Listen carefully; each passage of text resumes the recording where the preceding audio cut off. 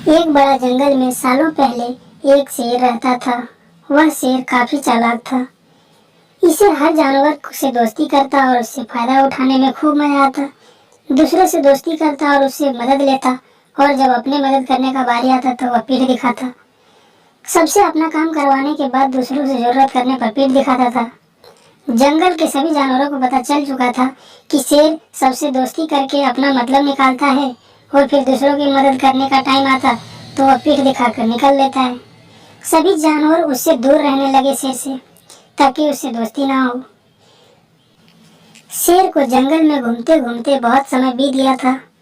वह अपनी नई दोस्त के चक्कर में घूम रहा था। बहुत दिन घूमते घूमते उसे कोई भी नहीं मिला। एक दिन वह अपनी गुफा में से कहीं जा रहा था। तभी उसने एक गुफा में जा करके देखा कि उस गुफा में एक भालू रहता था, और वह वही गुफा में रहता था। वह बहुत बूढ़ा हो चुका था। एक दिन से शेर उसी के रास्ते आ रहा था। तभी एक चिड़िया भालू से पूछती है, भालू जी, आप इतने बूढ़े हो गए हैं, आप अपना खाना कैसे जुगाड़ करते हैं? भालू ने कहा, देखो, जब मैं पहले बूढ़ा नहीं था तो तालाब में जा करके मछलियां पकड़ता था और मछलियां खाता था, लेकिन अब मैं बूढ़ा हो चुका हूँ, अब ऐसा नहीं कर पाता हूँ। अब मैं शहद खाता हूँ, उसका स्वाद भी अच्छा लगता है। मुझे घने जंगल में जाना होता है और मधुमक्खियों से शहद लेके आना होता है। यह सारी बातें शेर दूर से ही सुन रहा था। वह मन में ही खुश हो रहा था कि इस बूढ़े भालू से मैं दोस्ती करके बहुत अच्छा रहेगा। मैं इससे शहद का स्वाद भी चख सकता हूँ। मैंने कभी नहीं खाया शहद कैसा लगता है, तो एक काम करता हूँ, इस बूढ़े भालू से दोस्ती कर लेता हूँ। और वह शेर वही रास्ते से आता है और बूढ़े भालू को दोस्ती के लिए कहने लगता है कि भालू जी, आप हमसे दोस्ती कर लीजिए, क्योंकि हम भी रहते हैं, आप भी इधर ही रहते हैं, तो हम लोग दोस्ती कर लेते हैं आपस में, क्योंकि हमारे दोस्त इधर नहीं है। तो भालू यह सुन करके शेर की बातें को मानने के लिए तैयार हो जाता है। उसे लगता है कि शायद शेर मुझे कुछ खाने के लिए दे। एक दिन शेर उसे कहता है कि आइए हमारे गुफा में, हम आपको खाना खिलाना चाहता हूँ। भालू भी उसके साथ चल पड़ता है उसके गुफा के लिए। और जब उसके पास शेर आगे जाता है और वह सोचने लगता है कि भालू को तो मैं कुछ भी नहीं खिलाऊंगा, मैं केवल बुला लेता हूँ और बदले में उसके घर जब जाऊंगा तो बहुत सारी शहद खाऊंगा। और शेर यह सोचते सोचते अपनी गुफा की ओर आने लगता है।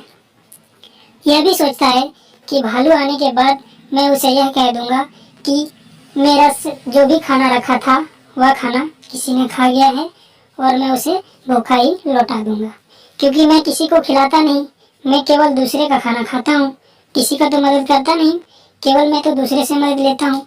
इतने में भालू वहाँ आ जाता है और भालू कहता है, कहो मित्र, क्या खाना है? शेर कहने लगता है, देखो मित्र, बुरा मत मानना, लेकिन मैंने जो खाना रखा था वह खाना किसी ने खा लिया है, तो ऐसा करना होगा, आज हमें भी भूखा रहना होगा। एक काम करो, भूखे ही आपको लौटना पड़ेगा, और इसके अलावा कोई भी रास्ता नहीं है। मैं दुखी हूँ कि मेरा खाना कौन खा गया, हमें पता नहीं था। यह सुनते ही भालू अपना मान में चली आती है, और वह ऐसा दिखावा करता है कि मानो उसको बुरी नहीं लगी हो।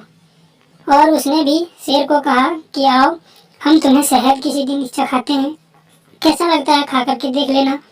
और भालू अपनी गुफा में आ जाता है। उसे पता रहता है कि शेर कभी किसी को कुछ नहीं खिलाता। शेर को आने के बाद भालू उसे कहता है, आओ मित्र, हम तुम्हें शहद खिलाते हैं, शहद कैसा लगता है बताते हैं। भालू उसे बताता है कि इस जंगल के उस लकड़ी में शहद है, तुम जाओ और तुम खा करके आना। मैं इधर ही रुकता हूँ, क्योंकि दोनों जन जाएंगे नहीं खा पाएंगे। शेर जैसे ही शहद खाने के लिए आगे बढ़ता है और जाता है, वहाँ पे मधुमक्खियों की छत्ता रहती है। जैसे ही वह मुंह को शहद में सटने देता है, तुरंत ही मधुमक्खियाँ उड़ने लगती है और उसे काटने लगती है। तुरंत से शेर भागने लगता है और उसे इतना बेहाल कर देता है कि उसका मुंह वगैरह फूल जाता है। फिर शेर भागते भागते भालू के पास आता है और भालू को कहता है, भालू जी, क्या आप ऐसे ही शहद खाते हैं? देखिए ना, मेरा मुंह कितना फूल गया। भालू मुस्कुराते हुए कहता है, हाँ भाई, हमें तो ऐसा ही खाना पड़ता है, हम ऐसे तो कहाँ मिलता फ्री में, मुझे तो इस तरह से ही खाना पड़ता है शहद, तभी तो इतनी मीठी लगती है। तो दोस्तों इस कहानी से हमें यह सीख मिलती है कि अगर किसी से मदद लो तो उसकी हमेशा मदद के लिए तैयार रहो, नहीं तो कर्म किसी को नहीं छोड़ता। धन्यवाद।